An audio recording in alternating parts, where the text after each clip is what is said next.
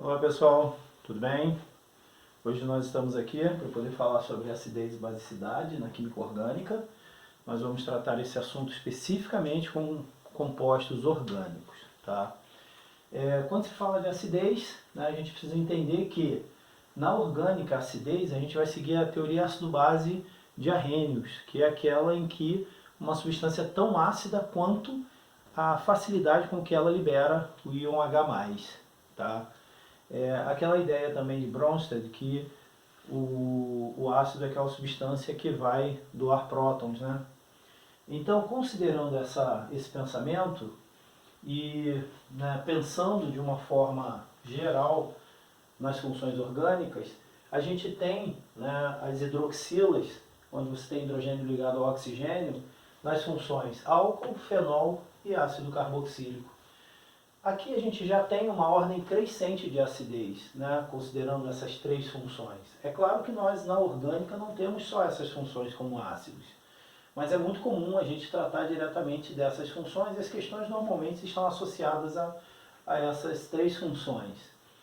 O álcool, que é menor do que a água, né, menos ácido do que a água, que é menos ácido que o fenol, que é menos ácido do que o ácido carboxílico.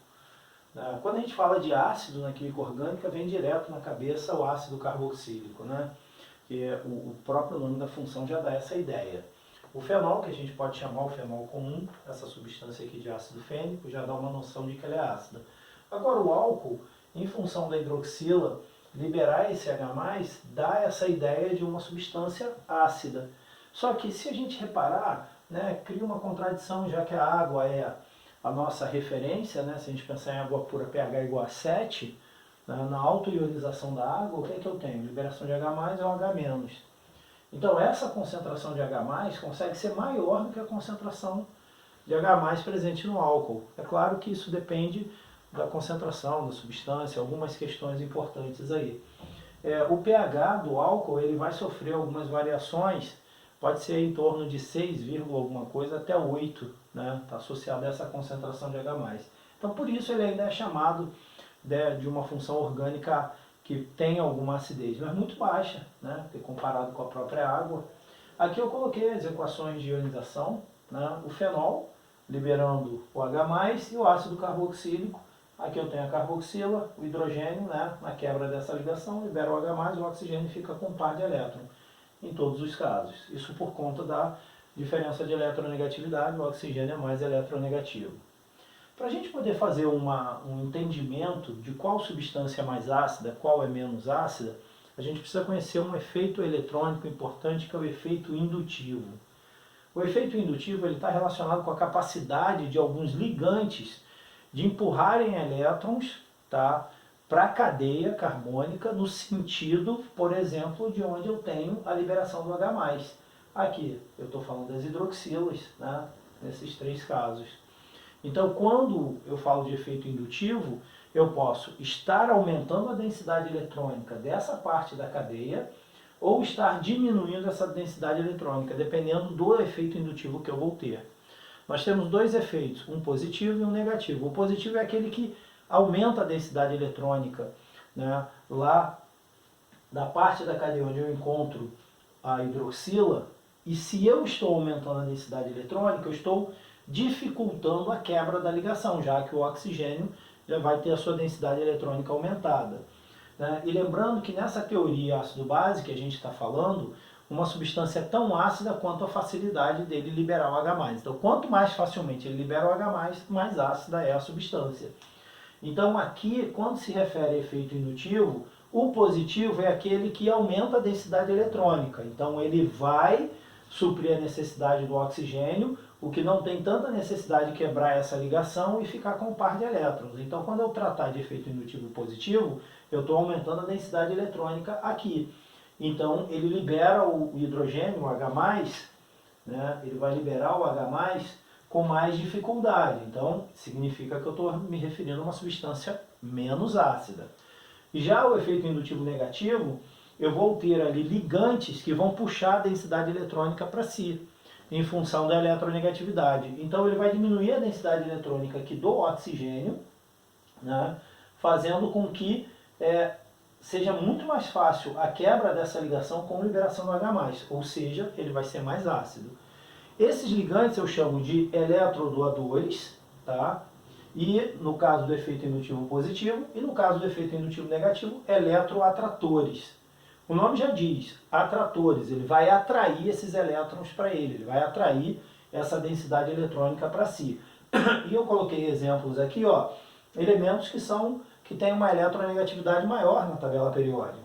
Coloquei também hidroxilo, grupo nitrilo, né, que tem essa tendência de puxar esses elétrons.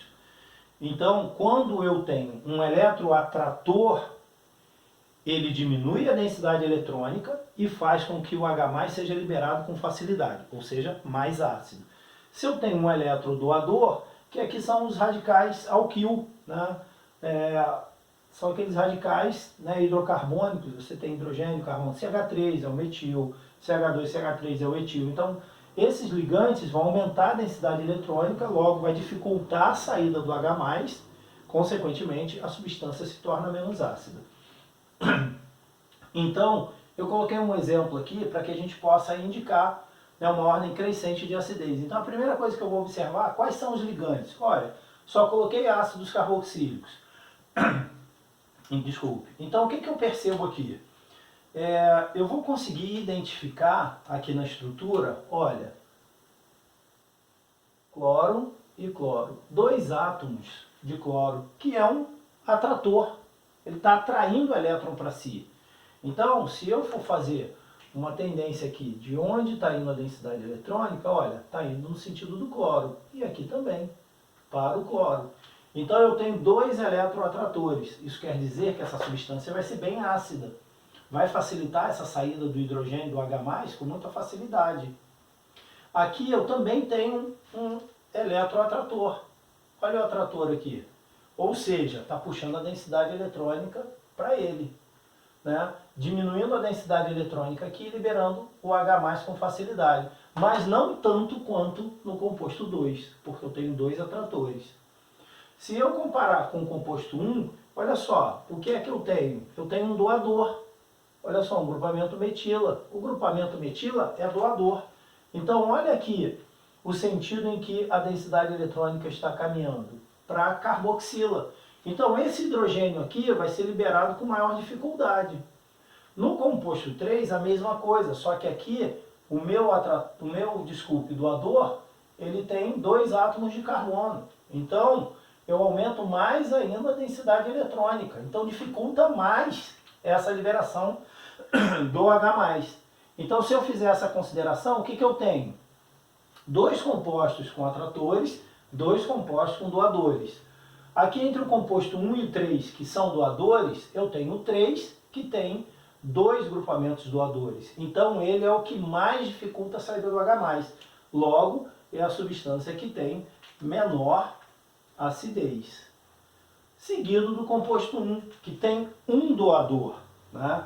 Consequentemente, ele também dificulta a saída do H+, mas de uma forma menor do que no composto 3.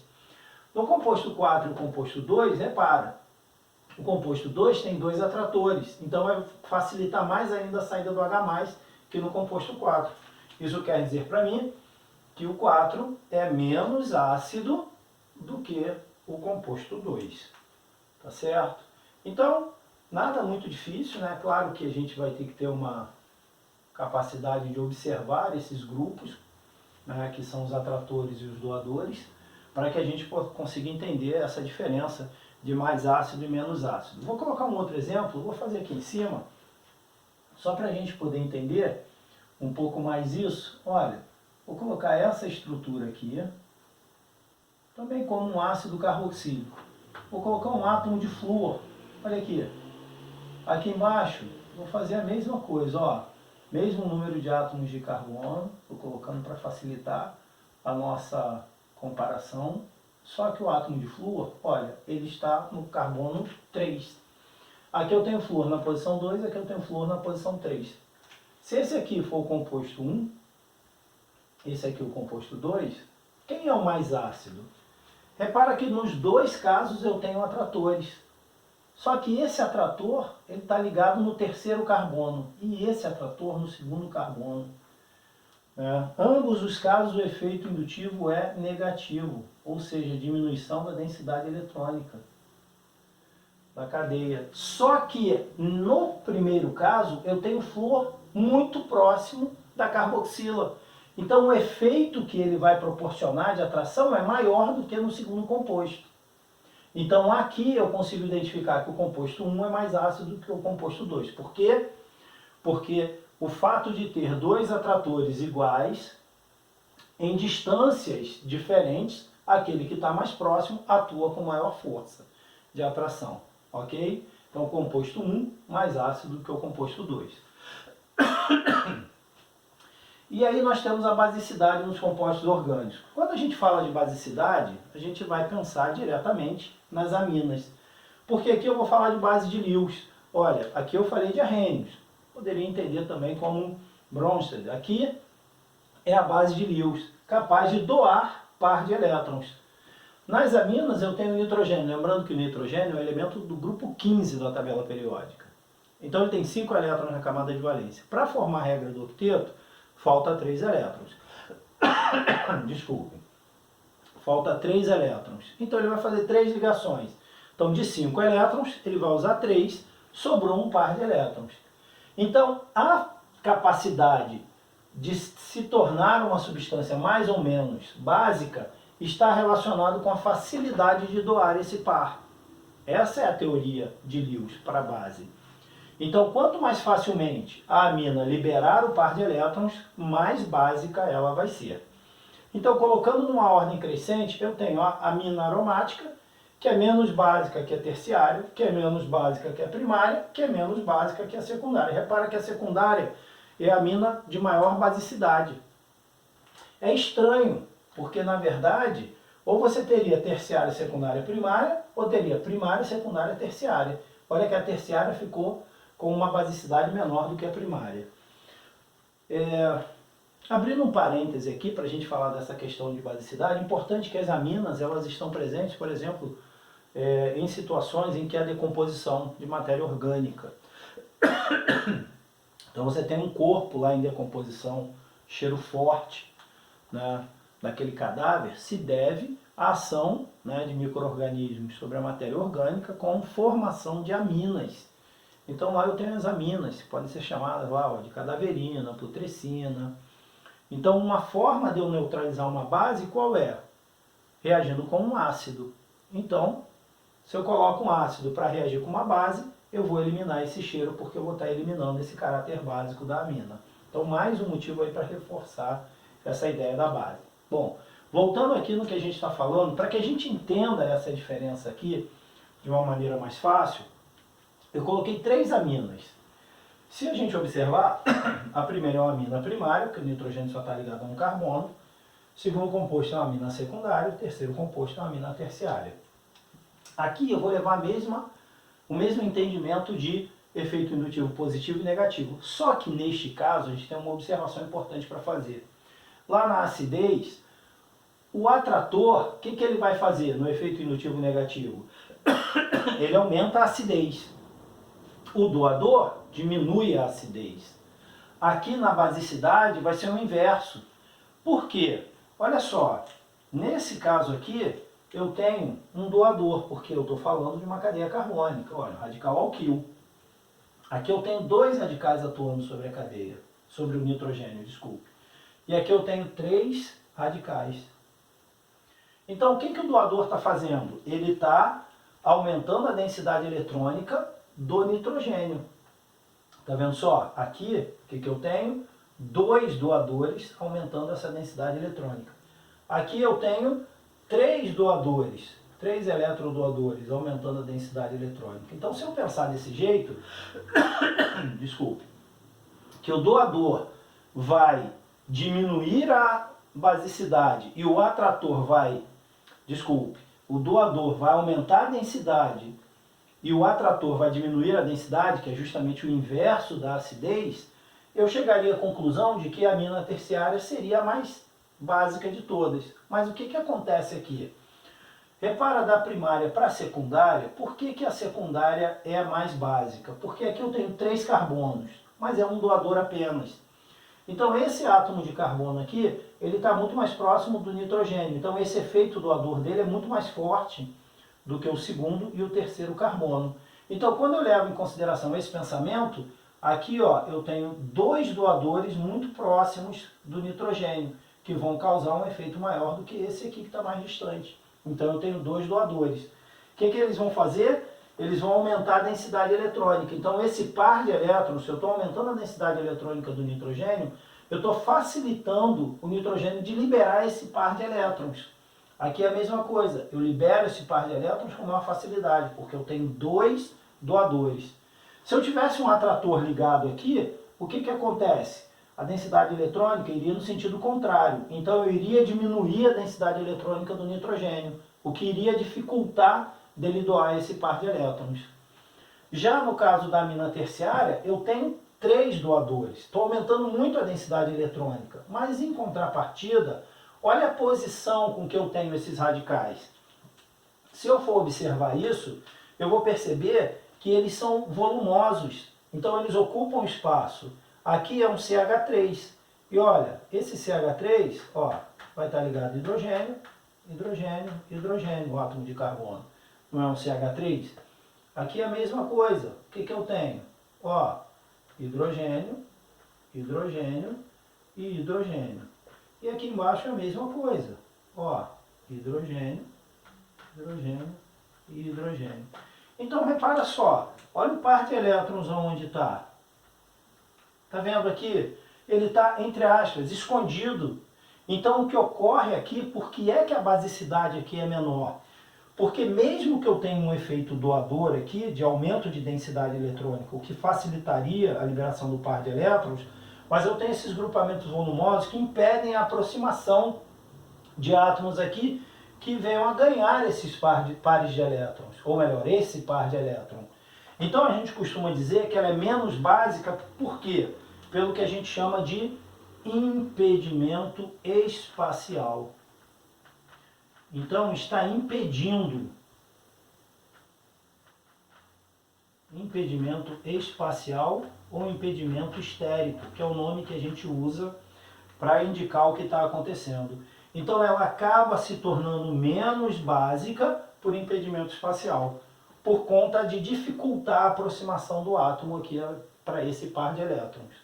Então, considerando esse pensamento, eu vou ter o quê? A amina terciária, que por conta do impedimento espacial, ela vai ser menos básica que a amina primária. Que pelo fato da amina primária ter um doador e a amina secundária ter 2 doadores, a amina primária vai ser menos básica que a amina secundária, tá? Então, eu chego a essa conclusão e consigo indicar essa ordem crescente. Aí a gente precisa lembrar que, neste exemplo, eu usei apenas eletrodoadores. Se eu usar eletroatrator, ele vai puxar a densidade eletrônica para si e vai dificultar a liberação do par de elétrons, o que diminui a basicidade. Ok, pessoal? Então, esse é o nosso assunto de hoje. Precisamos, claro, para fixar esses conteúdos, resolução de exercícios. Valeu, um abraço, fiquem com Deus, até a próxima.